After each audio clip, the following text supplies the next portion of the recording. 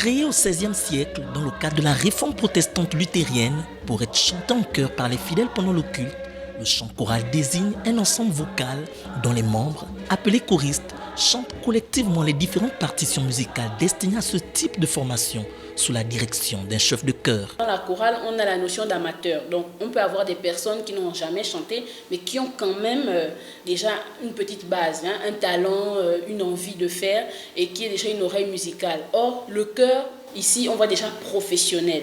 Donc, ce n'est pas trop étoffé. Pour entrer dans une chorale, on n'a pas besoin forcément d'avoir la voix directement de Zita Paul ou bien de Lindieuse, par exemple. Chez les femmes, on a un pupitre, on va dire quoi, grave et aigu. Donc, aigu, soprano, pour toutes les voix aiguës des femmes, et alto, pour toutes les voix graves des femmes. Ténor, pour toutes les voix aiguës chez les hommes. Basse, pour toutes les voix graves chez les hommes. Après, on respecte l'échelle des hauteurs. Donc, voilà pourquoi vous allez voir des voix intermédiaires qui seront assez médiums. Chez les femmes, ça va être mezzo-soprano. Et chez les hommes, ça va être baryton. Donc, ceux-là, ils oscillent un peu entre l'aigu et le grave. Donc, médium, quoi. Et avec ça, on arrive à assembler les voix et ça donne vraiment quelque chose de particulièrement beau.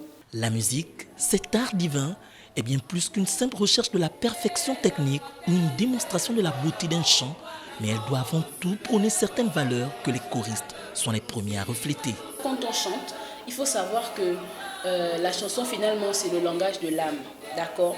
Je peux chanter en anglais, vous ne comprenez pas forcément anglais, mais vous pouvez comprendre, sentir ce que je dis dans la chanson sans écouter intelligiblement le chant. Donc si moi je ne vis pas la chose, vous qui écoutez, vous ne vivrez pas la chose. Donc c'est le travail du maître de chœur justement d'emmener le choriste à vivre. Si certains chants sont interprétés comme source de dysfonctionnements sociaux, symptômes d'un déclin de la civilisation et vecteur de violences et de déviances diverses, la musique religieuse apaise, recadre, ramène à la raison les âmes de la dérive.